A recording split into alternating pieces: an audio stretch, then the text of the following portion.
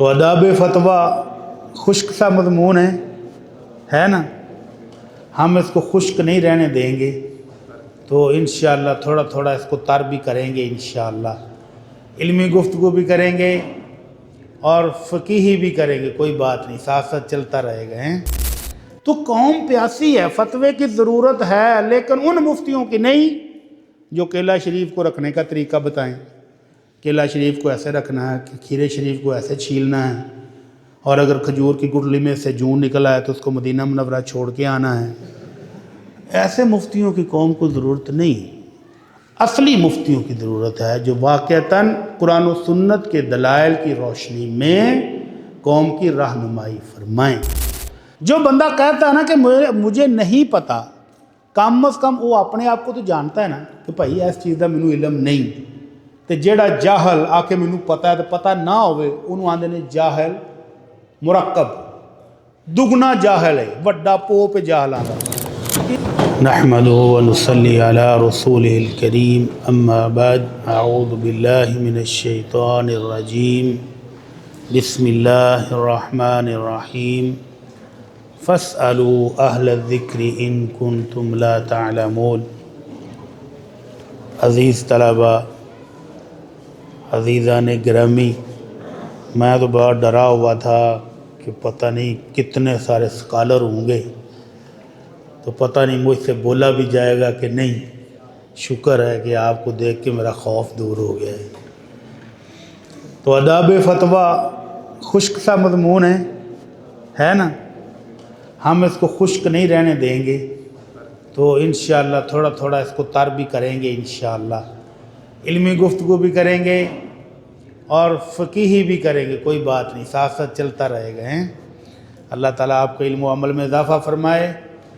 تو فتویٰ لغت میں کہتے ہیں، لغت میں ابن منظور ان کی کتاب ہے لسان العرب، دیکھیے کبھی نام سنا ہے، بہت بڑی کتاب ہے لغت کی۔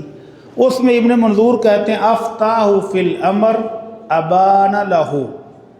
مفتی صاحب نے فتویٰ دیا کا مطلب کیا ہوتا ہے کہ مفتی صاحب نے کسی مسئلے کی وضاحت کر دی ہے، ابان لہو، اس کو وضاحت کے ساتھ بیان کر دیا ہے۔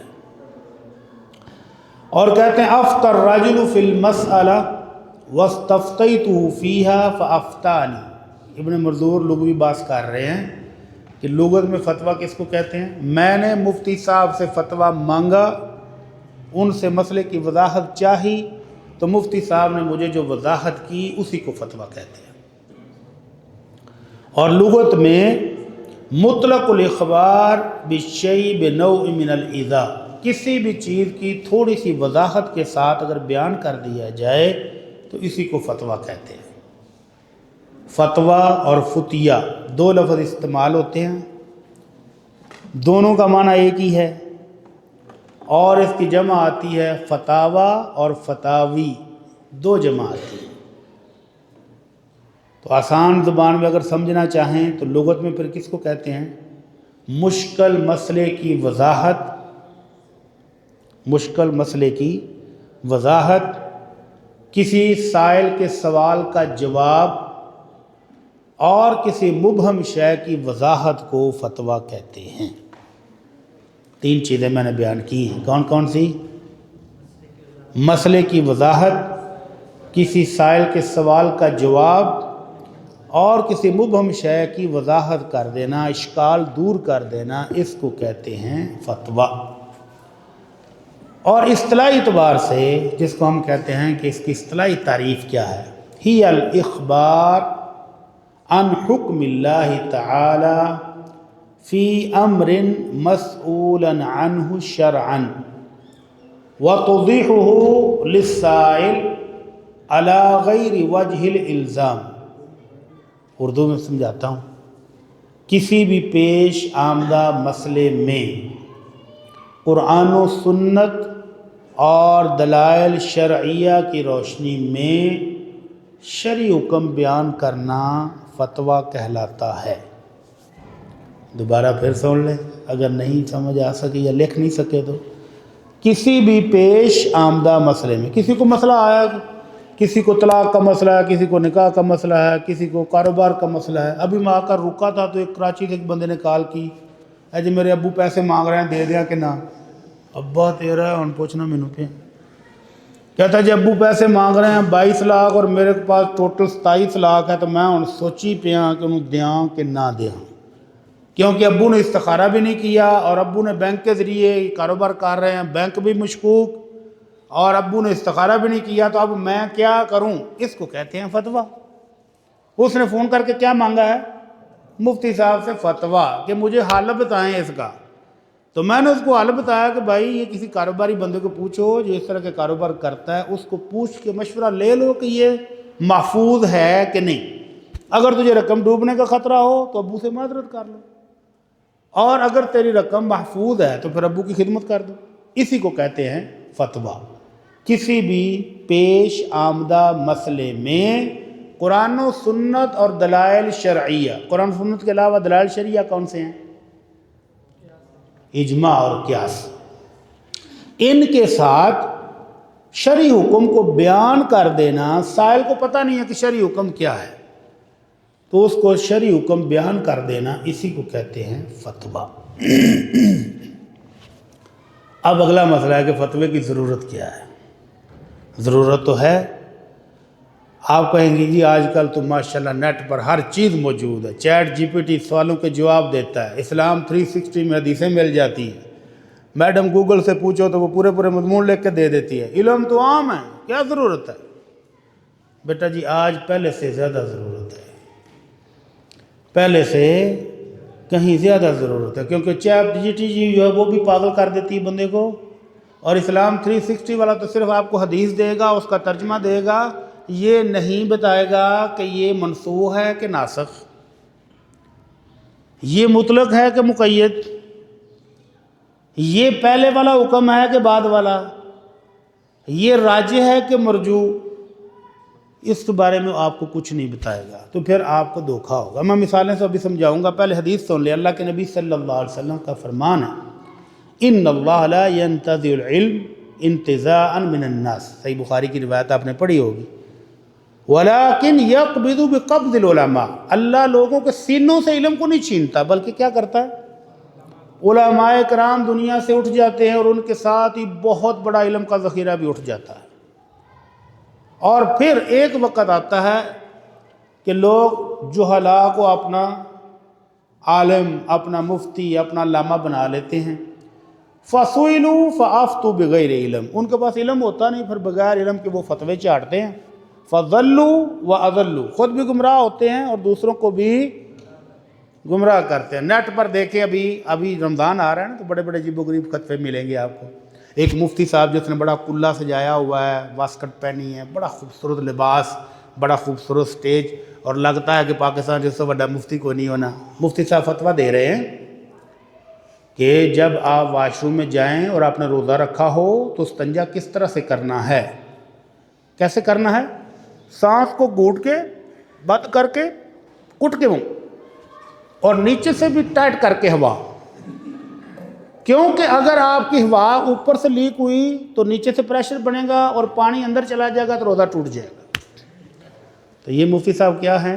ضلوا واضلوا، خود بھی گمراہ ہیں اور دوسروں کو بھی گمراہ کر رہے ہیں۔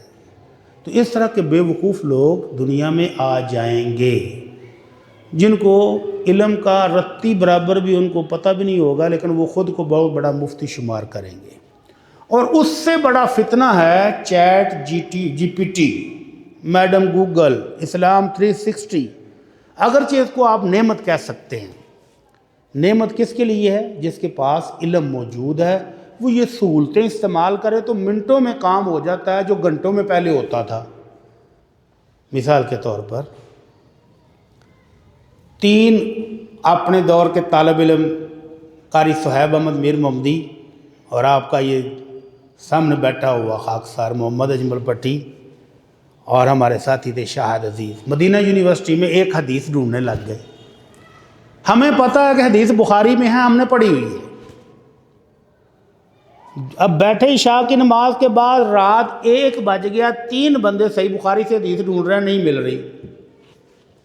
اور اگر آج کا دور ہوتا تو 1 سیکنڈ لگنا تھا، مکتبہ شاملہ سے مل جانی تھی، کتب تسع سے مل جانی تھی، کتب الالبانی سے مل جانی تھی، چیٹ جی پی ٹی نے بھی بتا دینا تھا، گوگل نے بھی بتا دینا تھا، اسلام 360 والے نے بھی بتا دینا، 1 منٹ میں لگ جانا تھا۔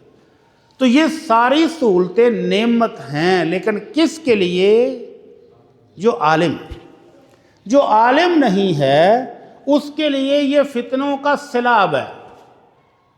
مثال کے طور پر ایک بندہ اسلام 360 سے حدیث لیتا ہے کہ اللہ کے نبی صلی اللہ علیہ وسلم نے کہا کہ لکڑی کے برتن استعمال کرنا حرام ہے، لہذا اپنے کچن سے یہ والے برتن نکال دو، اور خوبصورت گرافک بنا کے اس نے ڈوئی، چمچ، پلیٹیں، جگ، لکڑی کے جتنے سامان استعمال ہوتا ہے سب کی تصویریں بنائی اور نیچے لکھ دیا اپنے کھانے کو حرام نہ کریں، اپنے کچن میں سے ان سامان کو نکال دیں۔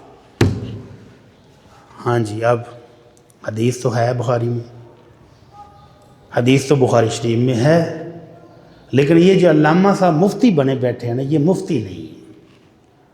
اس علامہ کو یہ نہیں پتا کہ یہ اللہ کے نبی صلی اللہ علیہ وسلم نے جب یہ فرمان فرمایا تھا تو اس وقت حالات کیا تھے اور بعد میں کیا تبدیل ہوئے، اور یہ جو برتنوں کی تصویریں اس نے نیٹ سے اکٹھی کر کے پورا کچن کا سامان حرام کر دیا، یہ بھی اس کو نہیں پتا جاہل کو کہ چیزیں کون سی حرام ہوئی تھیں۔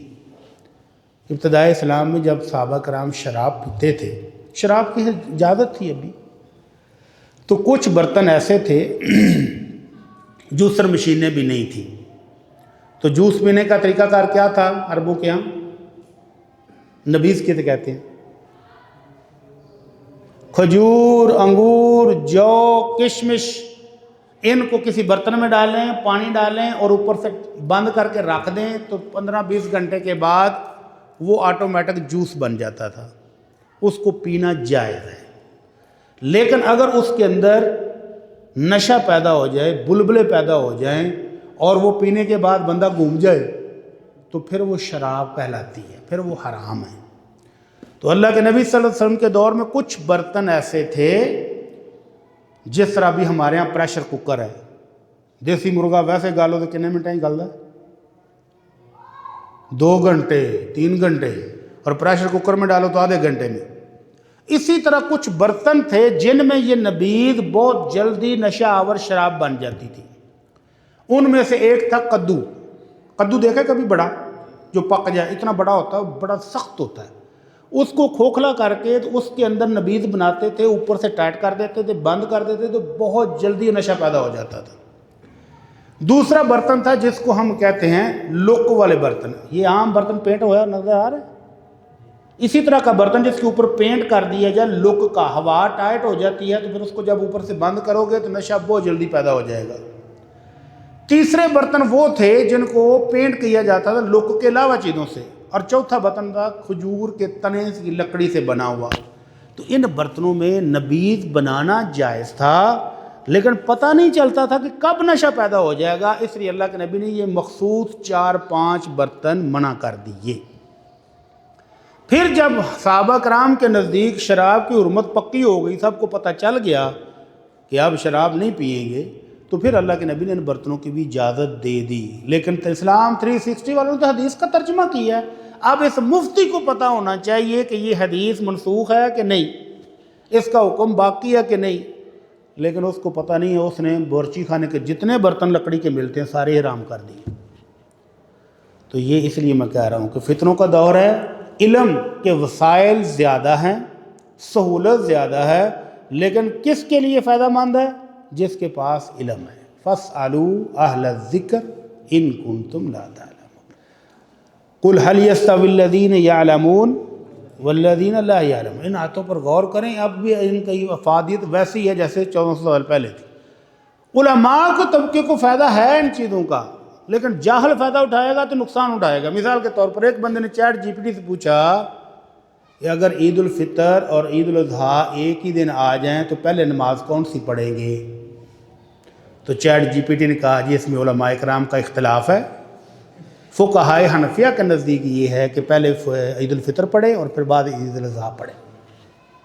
اب چیٹ جی پی ٹی کو تو نہیں پتا کہ دونوں عیدیں ایک دن اکٹھی نہیں ہو سکتی، تو شغل لگانے والوں نے ایک اور سوال پھینکا چیٹ جی پی ٹی کو کہ اگر عرفہ کا روزہ اور رمضان المبارک کا روزہ ایک ہی دن اکٹھے ہو جائیں تو پہلے روزہ کون سا رکھیں گے؟ عرفہ کا روزہ کب ہوتا ہے؟ ذوالحجہ میں، اور رمضان ہے۔ تب چیٹ جی پی ٹی کہتی ہے جی نہیں، پہلے عرفہ کا روزہ رکھیں اور رمضان کے روزے بعد میں رکھیں۔ تو اس لیے میں کہہ رہا ہوں کہ یہ جتنے جدید وسائل ہیں یہ فائدہ مند ہیں علماء کرام کے لیے، اور جو عالم نہیں ہے اس کو یہ میڈم گوگل ہو، چیٹ جی پی ٹی ہو یا اسلام 360 کا ایپ ہو، یہ لوگوں کو کملا کر دے گا۔ تو اس لیے آج بھی علم کی ضرورت پہلے کی نسبت زیادہ ہے، اور اللہ تعالیٰ علم کو کیسے واپس لیتا ہے؟ علماء کرام کو واپس بلا کر۔ ایک دور تھا سیدنا ابی ہریرہ رضی اللہ عنہ، امیر المومنین فی الحدیث، اللہ نے حافظہ کیسا دیا تھا؟ اللہ کے نبی صلی اللہ علیہ وسلم کی دعا کی بدولت۔ انہوں نے کہا اللہ کے نبی میں یاد کرتا ہوں بھول جاتا ہوں، تو اللہ کے نبی کہا رومال بچھا ذرا، اپنی چادر بچھا۔ تو اللہ کے نبی نے برکت کی دعا دی اور کہا ابو ہریرہ یہ چادر اٹھا کر اپنے سینے پر رکھو۔ سینے پر لگائی تو کہتے ہیں آج کے بعد میں ایک لفظ بھی کبھی نہیں بھولا۔ تو مروان بن حکم ایک بادشاہ تھا، وہ مدینہ منورہ آیا، اس نے ابو ہریرہ رضی اللہ عنہ کا امتحان لینا چاہا۔ آپ نے کاتب کو پردے کے پیچھے بٹھا دیا کہ ابو ہریرہ جو بیان کرے لکھتے جاؤ، اور حضرت ابو ہریرہ کی خدمت میں بیٹھ کے بادشاہ سلامت کہہ رہے ہیں کہ ابو ہریرہ رضی اللہ عنہ آپ صحابی رسول ہیں، کچھ حدیثیں تو سناؤ۔ تو حضرت ابو ہریرہ نے 100 حدیثیں سنائیں ایک مجلس میں۔ اگلے سال اب مروان پھر آیا اور اپنے سیکرٹری کو پھر پردے کے پیچھے بٹھایا جو تو لکھی تھی اب چیک کرنا ابو ہریرہ کی کر دیں رضی اللہ تعالی عنہ۔ تو حضرت ابو ہریرہ سے دوبارہ درخواست کیجیے وہ جو پچھلے سال آپ نے حدیثیں بیان کی تھی نا ذرا وہ ہمیں دوبارہ سنا دیں۔ تو سیدنا ابو ہریرہ رضی اللہ تعالی عنہ نے وہ ساری حدیثیں بالترتیب سنائیں، ایک حرف بھی آگے پیچھے نہیں ہوا۔ تو ایک علم کا دور وہ تھا۔ ایک دور پھر نیچے آتا جائیں تو تھوڑا کم تو ہوتا ہے لیکن پھر بھی بہت علم تھا۔ ہمارے استاد محترم حافظ ثناء اللہ مدنی رحمہ اللہ رحمتاً واسعہ، جب ہم آپ کی طرح طالب علم تھے آخری سال کے، تو استاد جی نے کہا یار تو پاوا لگ پیاں لگن تو ذرا میری کتابوں تو چلو آؤ۔ تو ہم گئے تو نیچے بیسمنٹ بھری ہوئی ہے، اوپر کمرے بھرے ہوئے ہیں، چھت تک کتابیں لگی ہوئی ہیں۔ 8 دن لگے تھے ہمیں وہ کتابیں چھت پر لے جانے میں اور چھت سے نیچے لانے میں۔ پوری کلاس ہم لگے رہے، صاف کر کے الماریوں میں جوڑتے رہے۔ ہم تھک گئے تو ایک دن حافظ صاحب مسکرا کے کہنے لگتا پتر تھک گئے استاد جی، 8 دن ہو گئے تھکتے جو بندہ جاندے۔ کہتے ہیں میں نے اس لائبریری میں کوئی کتاب ایسی نہیں رکھی جس کو میں نے پورا پڑھا نہ ہو۔ ہم اٹھا کے تھک گئے ہیں اور حافظ صاحب فرما رہے ہیں کہ میں نے کوئی کتاب ایسی نہیں رکھی جو میں نے ساری پڑھی نہ ہو، ساری پڑھ کے رکھی، اور حافظہ اللہ نے اتنا دیا۔ آج کمپیوٹر کے دور میں مدینہ یونیورسٹی کلیہ حدیث کے مدیر تھے ڈاکٹر ضیاء الرحمن اعظمی، انہوں نے حدیث پر ایک کتاب لکھی ہے بہت بڑی، 26 جلدوں میں، موٹی ساری، کمپیوٹر کے ساتھ لکھی ہے، شاندار سہولتوں کو سامنے رکھ کر لکھی ہے، اور کلیہ حدیث کا مدیر ہو، چھوٹا عالم بھی نہیں ہے، پروفیسر ہے۔ حافظ ثناء اللہ صاحب عمرے پر گئے تو انہوں نے بڑی چاہ کے ساتھ کہ حافظ صاحب پرانے محدث ہیں، تو ان کو کتاب دکھائی بڑے شوق کے ساتھ، حافظ صاحب میں نے یہ کتاب لکھی ہے۔ حافظ صاحب نے بسم اللہ کر کے کھولی، پہلے صفحے پر حدیث کی تخریج میں نیچے لکھا ہوا تھا لم اجدہ، مجھے یہ حدیث نہیں ملی۔ تو حافظ صاحب کہتے ہیں شریف آدمی تینوں حدیث ہی نہیں ملی، لیا فتح الباری جلد نمبر 8 کھول، صفحہ نمبر اینا کھول تو چلے والی لائن چ ویکھاں پلا حدیث ہے۔ اب وہ محدث ہے مدینہ کے کلیہ حدیث کا محدث، کمپیوٹر کی مدد سے حدیث لکھ کے 26 جلدوں میں کتاب لکھ چھوڑی ہے، اس نے دوڑ لگ گئی، اس نے پڑھو۔ فتح الباری کھولی، 8ویں جلد کھولی، وہی صفحہ کھولا تو نیچے جب دوسری لائن پر دیکھا تو وہی حدیث موجود تھی۔ ایک دور علماء کرام کے حافظے کا یہ تھا، اور ایک دور یہ ہے کہ میں لکھ کے لایا ہوں کہ میں نے بیان کیا کرنا ہے۔ تو یہ حافظہ بھی کم ہو رہا ہے، اس لیے فتوے کی ضرورت شدید سے شدید تر ہوتی جا رہی ہے۔ علماء کرام شروع سے لکھ کر اور حفظ کے ذریعے 2 ذریعے سے علم کو محفوظ کرتے تھے، اسی کے ذریعے فتویٰ صادی ہوتی تھی، فتویٰ دیا جاتا تھا۔ اللہ تعالیٰ آپ کو بھی مفتیان کرام بنا دے۔ اور امام شاطبی رحمہ اللہ اپنی کتاب موافقات میں لکھتے ہیں المفتی قائم فی الامہ مقام النبی صلی اللہ علیہ وسلم، المفتی قائم فی الامہ مقام النبی صلی اللہ علیہ وسلم، مفتی امت میں اللہ کے نبی کا جانشین ہے، قائم مقام ہے۔ کیوں بھلا؟ لأن الانبیاء لم یورثوا دینارا ولا درہما، کیونکہ انبیاء کرام نے وراثت میں درہم اور دینار نہیں چھوڑے، انما ورثوا العلم، علماء کرام کو علم وراثت میں ملا ہے، اور وراثت کس کی ہے؟ محمد الرسول اللہ صلی اللہ علیہ وسلم کی۔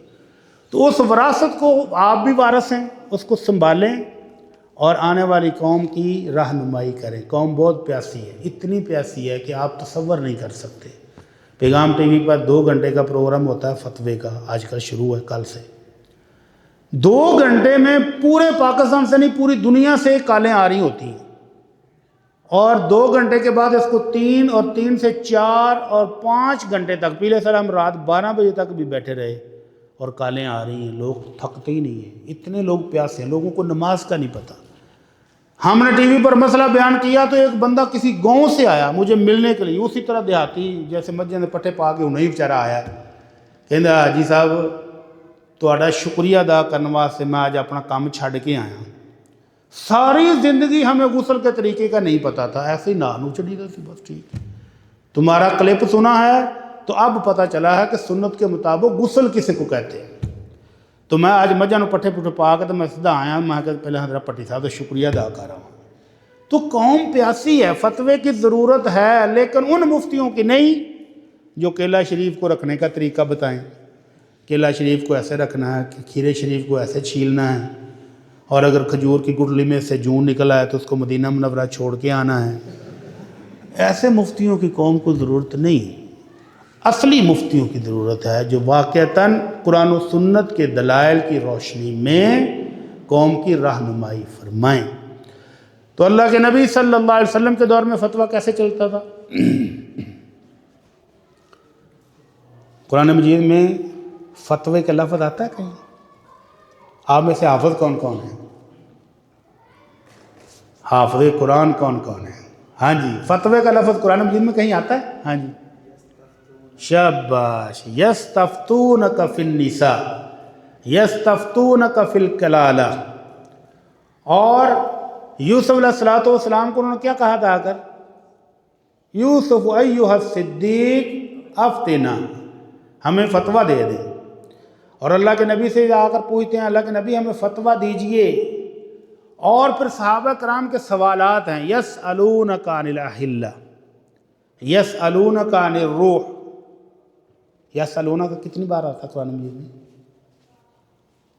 12 بار، یسألونک یسألونک۔ اللہ کے نبی صلی اللہ علیہ وسلم کے ہوتے ہوئے صحابہ کرام فتویٰ کن سے لیتے ہیں؟ اللہ کے نبی سے، اور اگر اللہ کے نبی صلی اللہ علیہ وسلم کے پاس بھی علم نہیں ہے تو اوپر سے وحی آ جاتی تھی، وَمَا يَنطِقُ عَنِ الْهَوَىٰ إِنْ هُوَ إِلَّا وَحْيٌ يُوحَىٰ۔ ایک صحابی آئے، جبہ پہنا ہوا ہے اور خوشبو اتنی لگائی ہے کہ مکھیوں کا پورا ہجوم ان کے جسم پر چمٹا ہوا ہے۔ خوشبو اس دور میں گھروں میں بناتے تھے جڑی بوٹیوں کو پیس کر، جیسے مہندی ہوتی ہے، تو اس نے پورا جبہ لتڑا ہوا ہے اور پورے جسم کے اوپر خوشبو ہی خوشبو ہے۔ تو آ کر پوچھتا اللہ کے نبی میں نے عمرہ کرنے جانا ہے تو کیا خیال ہے اس جبے میں چلا جاؤں؟ تو اللہ کے نبی خاموش ہو گئے تھوڑی دیر، آپ کو سوال کا جواب کا بھی نہیں پتا، خاموش ہو گئے۔ تو حضرت عمر کہتے ہیں ہمیں پتہ چل گیا کہ اللہ کے نبی پر اب وحی آنے والی ہے۔ تو اچانک اللہ کے نبی صلی اللہ علیہ وسلم کی پیشانی پر پسینہ نمودار ہونا شروع ہو گیا، تو یہ اس بات کی علامت تھی کہ آپ پر وحی نازل ہو رہی ہے۔ جب وہ قفیت چھٹی تو آپ نے فرمایا وہ کدھر ہے عمرے کا پوچھنے والا؟ اس کو بلایا گیا، جی اللہ کے رسول میں حاضر ہوں۔ آپ نے فرمایا یہ جو تم نے جبہ پہنا ہوا ہے اس کو اتارو، یہ خوشبو جو جتنی زیادہ ملی اس کو اچھی طرح نہا کر دھو کر صاف کرو، اور پھر سادہ احرام باندھ کر جا کر عمرہ کر لو۔ اس کو کہتے ہیں فتویٰ۔ اللہ کے نبی صلی اللہ علیہ وسلم کے ہوتے ہوئے صحابہ کرام کو کوئی بھی مشکل ہوتی بھاگے بھاگے آتے، اللہ کے نبی ہمیں یہ مسئلہ ہو گیا، یہ ہو گیا، یہ ہو گیا، ہمیں بتائیں، تو اللہ کے نبی فوری جواب دیتے، اس کو کہتے ہیں فتویٰ۔ اللہ کے نبی صلی اللہ علیہ وسلم حج کے موقع پر مینا میں کھڑے ہیں، ایک شخص آ کر کہتا اللہ کے نبی میں نے ابھی کنکریاں مارنی ہیں اور میں نے سر کے بال پہلے مڈا دیے ہیں۔ تو آپ نے فرمایا کوئی بات نہیں، ابھی جا کر کنکریاں مار لو، کوئی افعل ولا حرج، جاؤ ابھی کر لو، کوئی بات نہیں۔ ایک آیا اللہ کے نبی قربانی پہلے کر لی ہے اور ابھی بال میں نے کٹانے ہیں، آپ نے فرمایا افعل ولا حرج، کوئی بات نہیں۔ تو حضرت عبداللہ بن عباس رضی اللہ عنہما فرماتے ہیں اس روز، اس حدیث کو یاد رکھنا بھی بعد میں پھر آئے گی، منا والے دن 10 ذوالحجہ کو جس بندے نے جو کام بھی پہلے کر لیا ہے اور جو بعد میں کرنا تھا، اللہ کے نبی نے فرمایا افعل ولا حرج، کر لو کوئی بات نہیں، آگے پیچھے ترتیب ٹوٹ جائے تو خیر ہے۔ اس کو کہتے ہیں فتویٰ۔ اللہ کے نبی صلی اللہ علیہ وسلم اسی طرح فتویٰ دیا کرتے تھے، احتیاط کے ساتھ، پیار کے ساتھ، محبت کے ساتھ اور قرآن و سنت کے دلائل کے ساتھ۔ اللہ کے نبی صلی اللہ علیہ وسلم کے بعد صحابہ کرام جو ہیں وہ بھی بڑے مختار طریقے سے لوگوں کے مسائل حل کرتے تھے، لیکن وہ ہماری طرح بے باک نہیں تھے۔ ہمارا جو چھوٹی کلاس کا، پہلی کلاس کا بچہ ہے نا، آپ تجوید پڑھ رہے ہیں؟ تجوید نہیں پڑھ رہے ہیں۔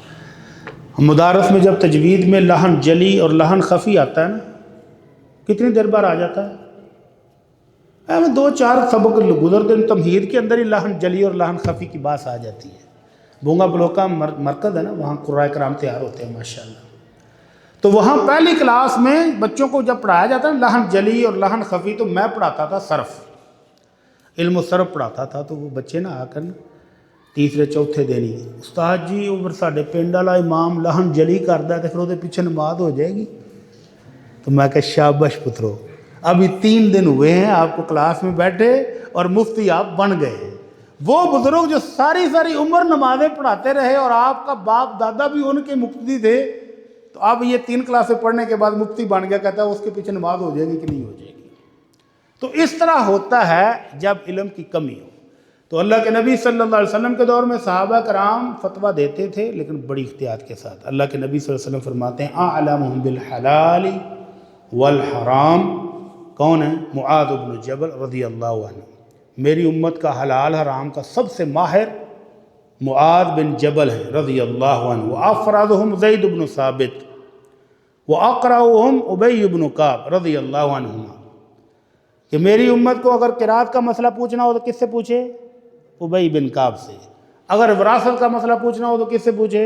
زید بن ثابت سے رضی اللہ عنہ۔ اور حلال حرام کا پوچھنا ہو تو معاذ بن جبل سے۔ تو صحابہ کرام سے پوچھتے تھے۔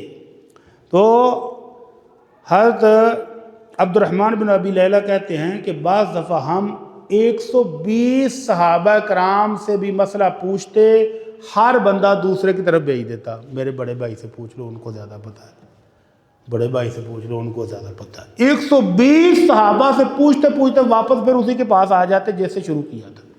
اتنی احتیاط کرتے تھے کہ کہیں پکڑے نہ جائیں، کہیں غلطی نہ ہو جائے۔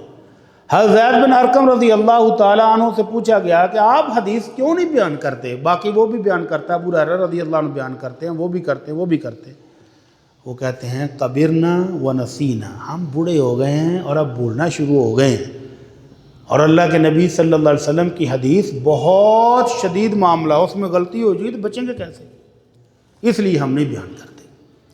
اور حضرت عبداللہ بن زبیر سے ان کے بیٹے نے پوچھا ابو جان آپ بھی تو اللہ کے رسول کے صحابی ہیں نا، فلاں صحابی اتنی زیادہ حدیثیں بیان کرتا ہے، فلاں بھی زیادہ بیان کرتا ہے، فلاں بھی زیادہ بیان کرتا ہے، آپ کیوں نہیں اتنی بیان کرتے؟ وہ کہتے ہیں پتر یہ سنو کہ میں اللہ کے نبی سے کبھی بھی پیچھے نہیں رہا، جنگ میں بھی ساتھ ہوں، صلح میں بھی ساتھ ہوں، سفر میں بھی ساتھ تھا، حضر میں بھی ساتھ تھا، ہر وقت آپ کے ساتھ تھا، لیکن حدیثیں آپ کی بیان کیوں نہیں کرتا؟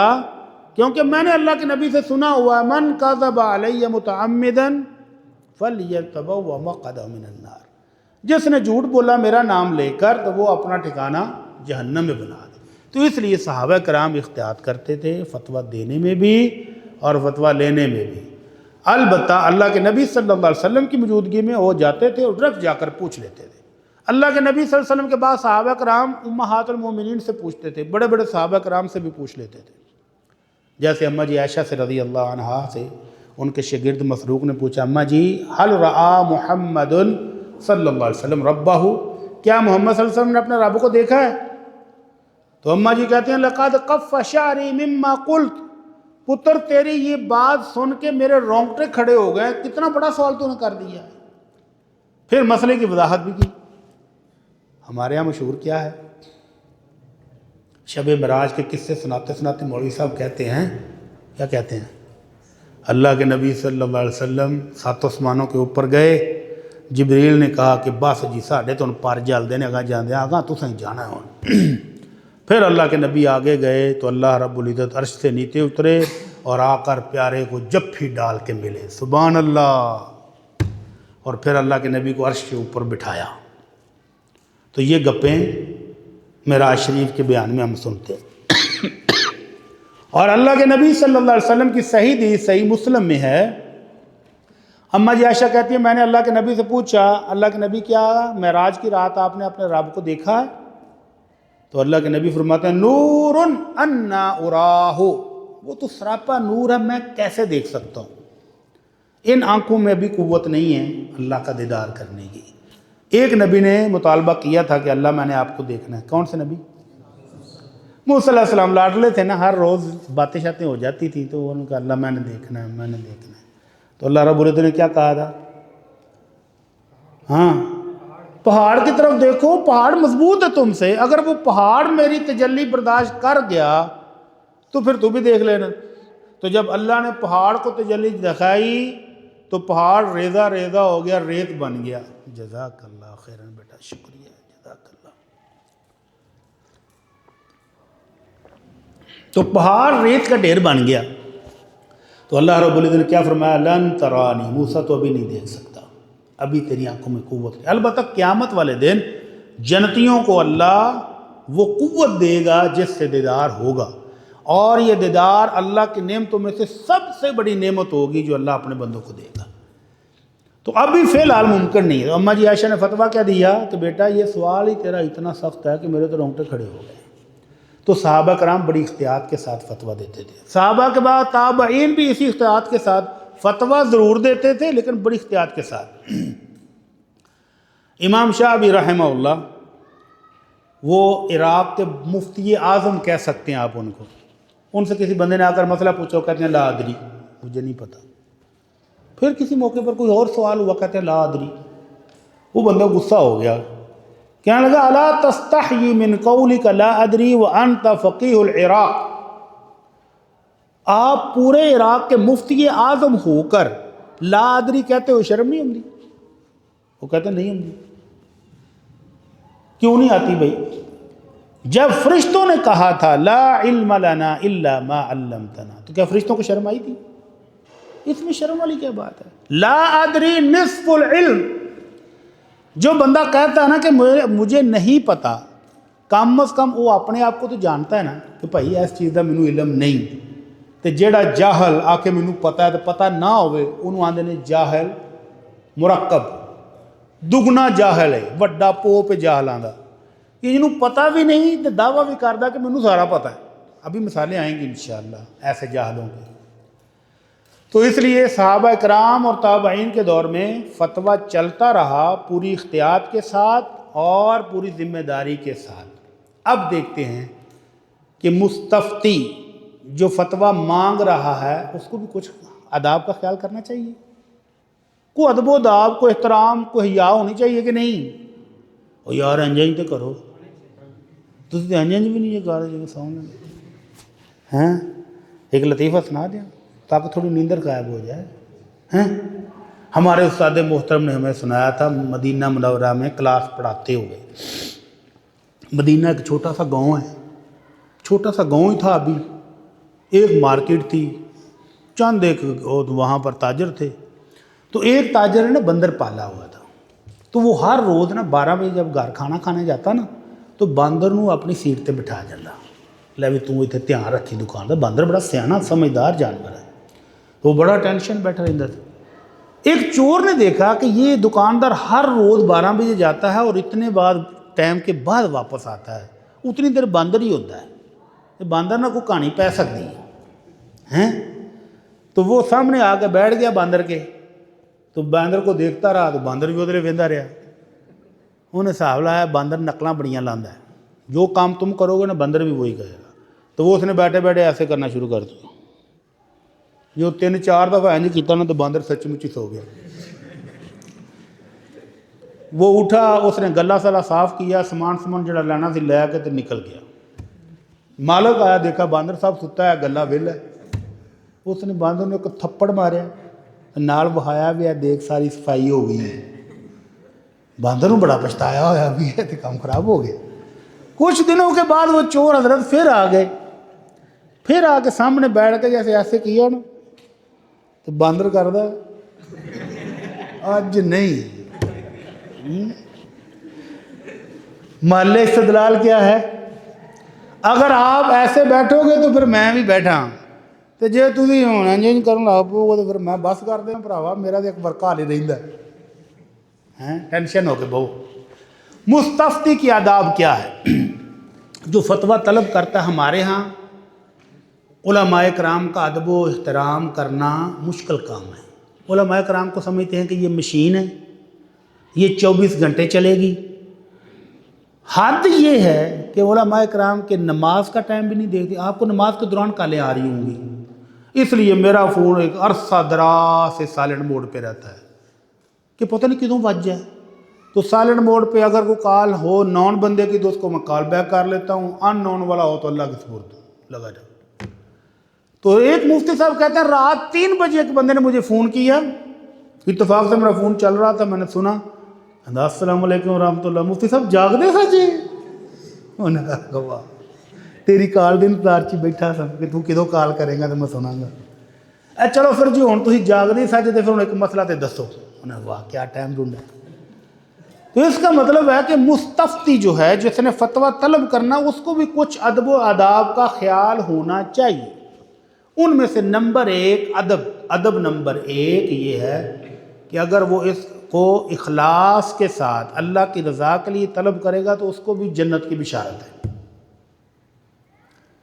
तालिब इल्मों के लिए है ना कि जो बंदा मन सलका तरीक़न यल्तमिसु फ़ीही इल्मन सह्हलल्लाहु बिही तरीक़न इलल जन्नह, जो किसी इल्म की राह पर चलता है, इल्म हासिल करने के लिए निकलता है, तो अल्लाह उसको जन्नत की राहों पर चला देता है, जन्नत की राहें आसान कर देता है। तो मुस्तफ्ती भी अगर ये नियत कर ले कि मैं इल्म हासिल करने के लिए फतवा पूछ रहा हूँ, मुफ्ती को तंग करने के लिए नहीं, अपने नंबर बनाने के लिए नहीं, मुफ्ती साहब को ये बताने के लिए कि मैं भी बड़ा लामा जे, ये बताने के लिए नहीं, बल्कि इल्म हासिल करने के लिए अगर तलब करे तो उसको भी जन्नत की यही बिशारत हासिल होगी। तो अल्लाह के नबी सल्लल्लाहु अलैहि वसल्लम की ये बिशारत हर उस बंदे को है जो इखलास के साथ फतवा तलब करे। नंबर 2, मुस्तफ्ती को चाहिए कि बिला मकसद सवाल ना करे, बेजा सवाल ना करे। अल्लाह के नबी सल्लल्लाहु अलैहि वसल्लम फरमाते हैं इन्नल्लाह करिह लकुम सलासन, 3 चीज़ें अल्लाह ने तुम्हारे लिए हराम की हैं, कीला वक़ाल व इज़ाअतल माल व कसरतस सवाल। कीला वकाल क्या होता है? बेमकसद ला यानी गुफ्तगू और माल को ज़ाया करना, अपनी ही चीज़ अच्छी खासी इस्तेमाल के काबिल है उसको फेंक दें तो ये माल को ज़ाया करना है। और कसरत सवाल कि ऐसे ही सवाल कुछ भी नहीं, ऐसे मुफ्ती साहब की जान को तंग करने के लिए, हत्ता कि अल्लाह के नबी सल्लल्लाहु अलैहि वसल्लम एक दफ़ा नाराज़ भी हो गए। सहाबा कराम ने सवाल पूछे और इतने ज़्यादा सवाल पूछे कि अल्लाह के नबी तंग पड़ गए। तो अल्लाह के नबी को गुस्सा आ गया। आप फिर मिंबर पर तशरीफ़ फरमा हुआ, आप फरमाया अच्छा फिर पूछो, आज पूछो, जो पूछोगे मैं जवाब दूंगा। हज़रत उमर रज़ी अल्लाह तआला अन्हु को एहसास हुआ, फटाफट जाकर दुजानो होकर सामने बैठ गए और कहते हैं रज़ीना बिल्लाहि रब्बन व बिल इस्लाम दीनन व बि मुहम्मदिन नबिय्या। अल्लाह के नबी, हम आपको नबी मानकर, इस्लाम को दीन मानकर और अल्लाह को अपना रब मानकर राज़ी हैं, इनकी गलती माफ़ कर दें। फिर आपका गुस्सा ठंडा हुआ। तो बेजा सवाल मुफ्ती से नहीं करने। और नंबर 3, मुफ्ती को हराने के लिए सवालात। मैं सवाल पूछा, मुफ्ती ने जवाब ही नहीं आया। सवाल क्या है? ओ मुफ्ती साहब वो चीज़ दसो जड़ी औरत की जिंदगी च 1 बार आती है तो मर्द की जिंदगी 2 बार आती। हुण मुफ्ती साहब कित्थों जवाब देन? तौरात च लभन, इंजील च लभन कि कुरान च लभन हैं? तो इस तरह के सवाल जो मुफ्ती साहब को सिर्फ आजिज़ करने के लिए हों, ये नहीं पूछने चाहिए। नंबर 4, मुफ्ती साहब का मजाक उड़ाना, मजलिस के अंदर मुफ्ती साहब को नीचा दिखाने की नीयत से सवाल करना मना है। चौथा अदब, کہ مذاق نہیں اڑانا چاہیے۔ اللہ رب العزت فرماتے ہیں لا تسألوا عن اشیاء ان تبد لکم تسؤکم، میرے نبی سے ایسے سوال نہ پوچھو کہ اگر ان کا جواب تمہیں پتہ چل جائے تو پھر تمہیں بڑا برا لگے گا۔ اللہ کے نبی صلی اللہ علیہ وسلم سے ایک شخص نے پوچھا تھا اللہ کے نبی میرا والد کون ہے؟ تو آپ نے فرمایا تمہارا والد فلاں ہے۔ اب مشہور کوئی اور تھا، نکل کوئی اور آیا تو آپ چیخے۔ تو اس لیے ایسے سوال نہیں پوچھنے چاہیے کہ جن سے بعد میں بندے کو تکلیف ہو۔ امام شافعی رحمہ اللہ بہت بڑے فقیہ ہیں، بہت بڑے مفتی ہیں، علامہ ہیں۔ ان سے ایک بندے نے پوچھا جی حضرت اگر مسجد سے نکلتے وقت، جس طرح وہ ہمارے مفتی صاحب نے کہا نا کیلا شریف والے نے کہ اگر کھجور میں سے کیڑا نکل آئے تو اس کیڑا شریف کو مدینہ شریف واپس چھوڑ کر آئیں، مصیبت نوں پہ گیا ہو۔ تو امام شافعی سے بھی ایک بندے نے پوچھا جی اگر حضرت مدینہ میں نماز پڑھتے وقت وہ پتھریلا علاقہ سارا کنکریاں جوتے میں اٹک جائیں تو پھر کیا کریں؟ کیونکہ سنا ہے کہ وہ کنکریاں اگر مدینے سے باہر چلے جائیں تو وہ بہت روتی ہیں، چیختی ہیں۔ تو امام شافعی صاحب رحمہ اللہ کہتے ہیں ان کو چیخنے دو، اتنا چیخیں جب تک ان کا گلا نہیں نہ پھٹ جاتا، چیخنے دو۔ تو کہتے جی بڑا کنکریاں تو بھی گلے ہوندے نے۔ تو امام صاحب فرماتے ہیں تو پھر چیخ دی کتوں پئی تھی؟ اگر گلا ہی نہیں تھا تو چیخیں کہاں سے نکل رہی تھی؟ تو اس طرح کے بے تکے سوال کیوں لوگ پوچھتے ہیں؟ مفتیان کرام کو تنگ کرنے کے لیے۔ اب بعض دفعہ تقویٰ اوور لوڈ بھی ہو جاتا ہے نا۔ حضرت صاحب کے پاس آئے، حضرت صاحب میں نے داڑھی کا خلال کرنا ہے تو ایک چلو پانی کے ساتھ اس کو خلال کروں تو کافی ہوگا۔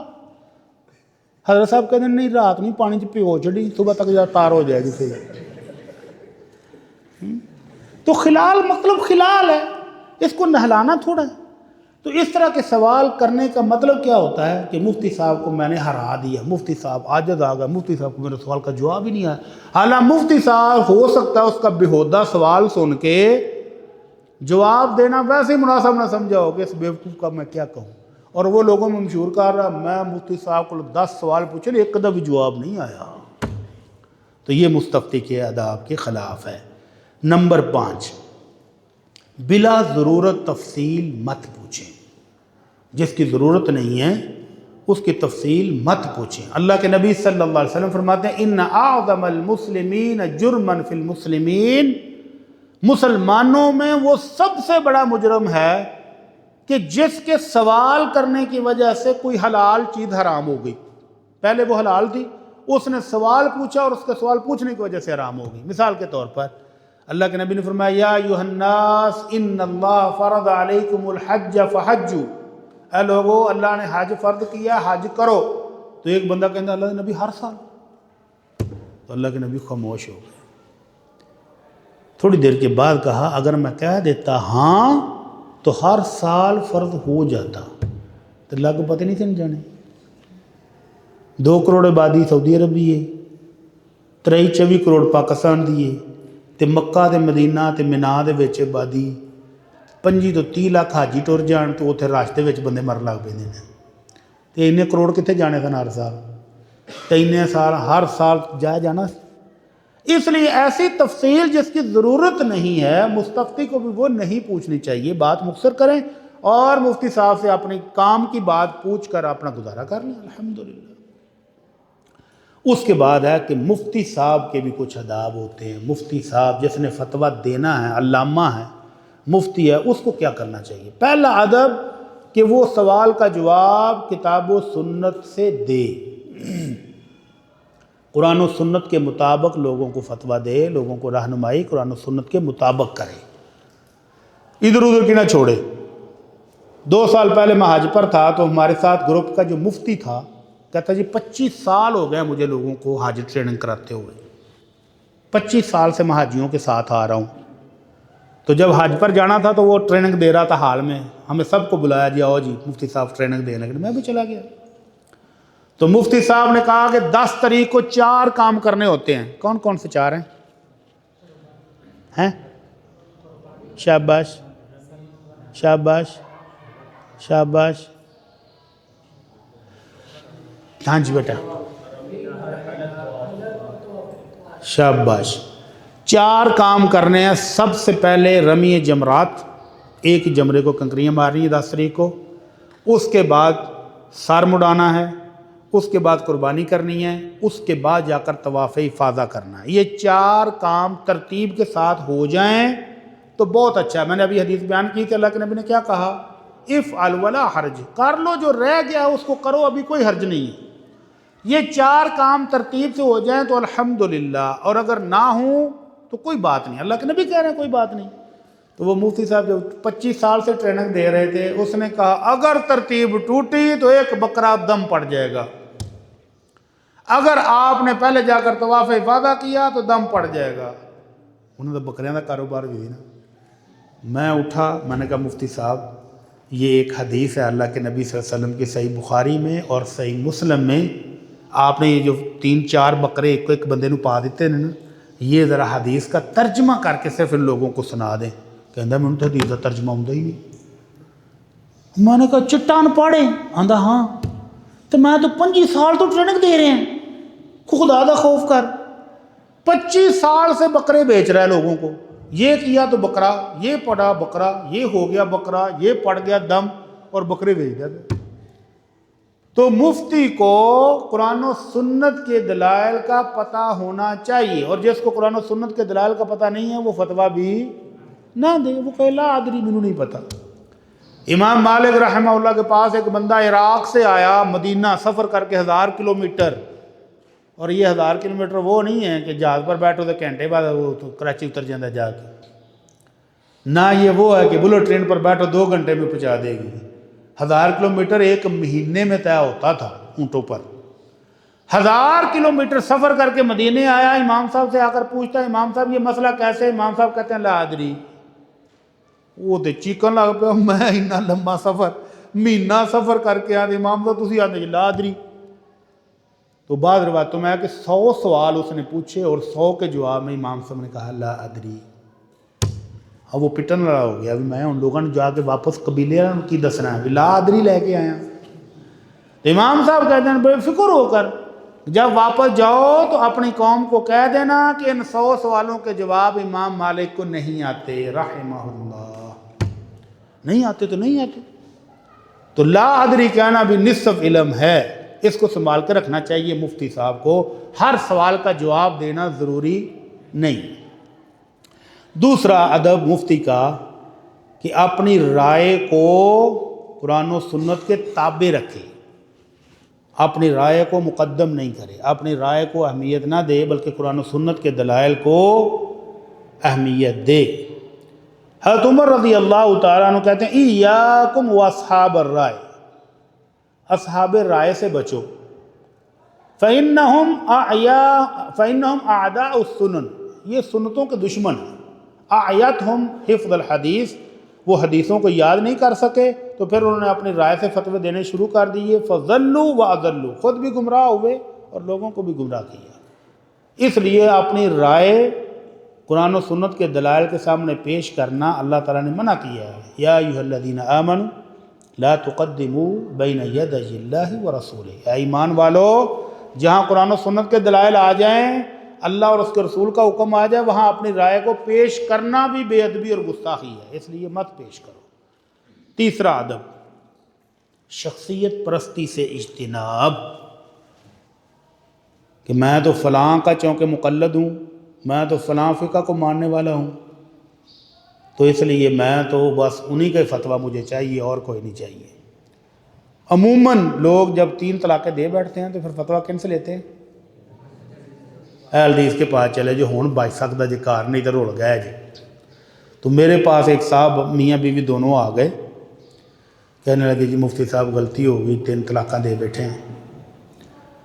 میں نے کہا آپ کیا کرنا چاہتے ہو؟ جی آپ صلح کرنا چاہتے ہیں۔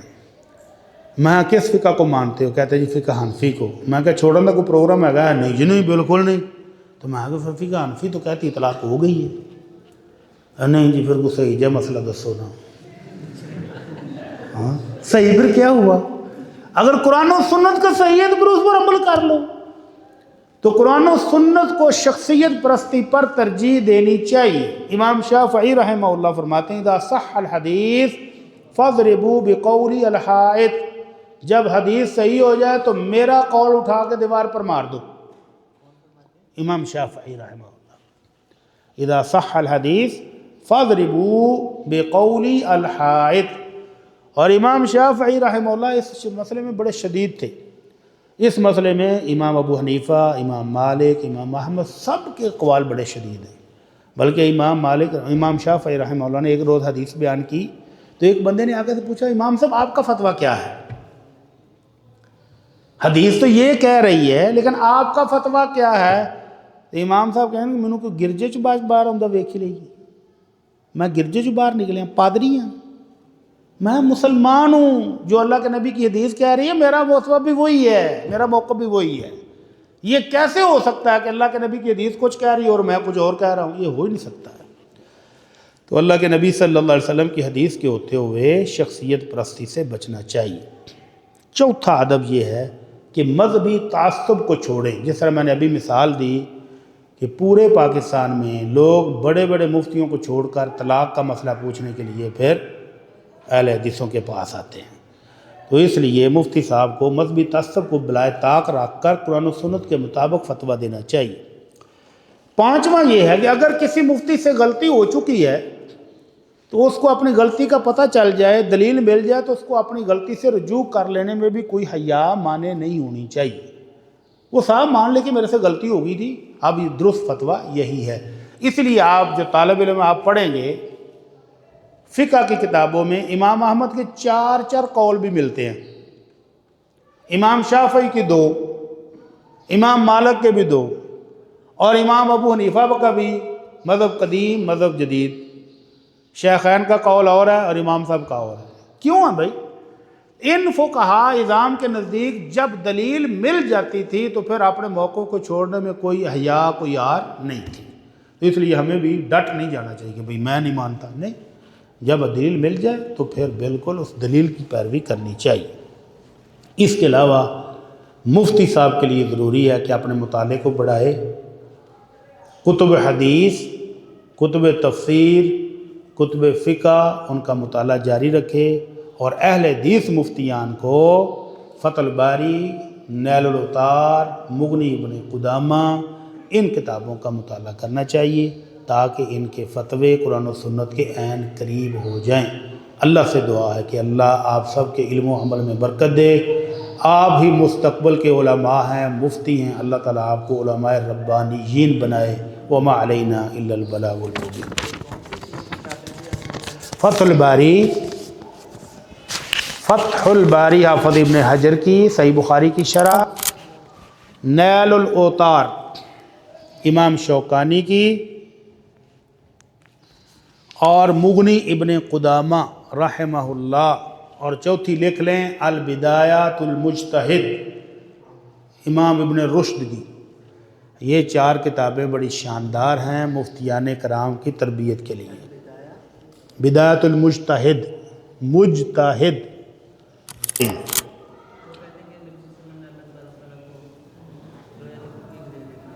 ایسے گپے رڑتے ہیں، کوئی حدیث کوئی ثبوت اس کا؟ وہ کہتے ہیں امام ابو حنیفہ نے 100 بار دیکھا ہے اللہ کو۔ آپ تو ایک بار کی بات کر رہے ہو، کہتے ہیں 100 بار۔ اور سائی وال میں ایک نشئی، ایک پنگی، ایک چرسی، ایک شرابی جڑا ہر وقت شاید نشے میں دھت رہتا ہے، اس کا دعویٰ ہے کہ مجھے ہر رات زیارت ہوتی ہے۔ وہ پتہ نہیں کنوں ویکھ لیندہ ہونا ہر روز، شراب پی کے مت ماری ہوئے تھے، کوئی جڑا بھی آ گیا مل گیا ہونا ہے۔ تو اس کو رویت قلبی ہوں یار مشکل سوال تے نہ پوچھو، سوکے میں کیا 10 منٹ آئے نا۔ حضرت عمر رضی اللہ تعالیٰ عنہ کہتے ہیں ایاکم و اصحاب الرائی، اصحاب رائے سے بچو، فَإِنَّهُمْ أَعْدَاءُ السُّنَن، وہ سنتوں کے دشمن ہیں، اعیتہم حفظ الحدیث، ان کو حدیث کی حفظ نے تھکا دیا ہے، وہ حفظ نہیں کر سکے حدیثوں کو، اس لیے انہوں نے اپنی رائے سے پھر فیصلے دیے، فضلوا واضلوا۔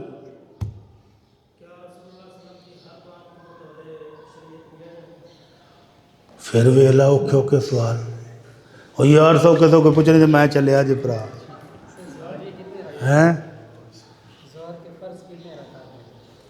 فرض رکعت کتنی ہے زور کی؟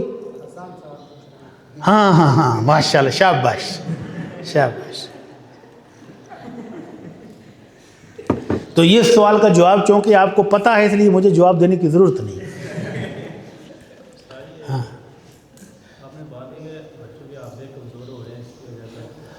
بچوں کے حافظے کمزور ہو رہے ہیں، اس کی بہت ساری وجوہات ہیں. کچھ ہیں طبی، کچھ ہیں روحانی. طبی مسائل میں سے سلانٹیاں، چپس، بوتل، آرٹیفیشل جوس، یہ جتنی آرٹیفیشل چیزیں آپ کھاتے ہیں یہ سارے کا سارا آپ کا حافظہ ہی نہیں، آپ کا معدہ، آپ کا جگر، آپ کے گردے سب کا بیڑا غرق کر رہے ہیں. اور روحانی طور پر اللہ رب العزت کیا کہتے ہیں؟ فَاتَّقُوا اللَّهَ يُعَلِّمُكُمُ اللَّهُ، اللہ سے ڈر جاؤ، اللہ تمہیں علم سکھائے گا، اللہ علم میں برکت دے گا. تو جتنا کسی بندے کے اندر تقوی ہو اتنا وہ روحانی طور پر مضبوط ہوگا، حافظہ مضبوط ہو جائے گا. اور جتنا بے حیائی کی طرف، گناہوں کی طرف، اللہ کی نافرمانی کی طرف مائل ہوگا اتنا حافظہ کمزور ہوتا جائے گا. یہ دو موٹے موٹے سبب. ہاں جی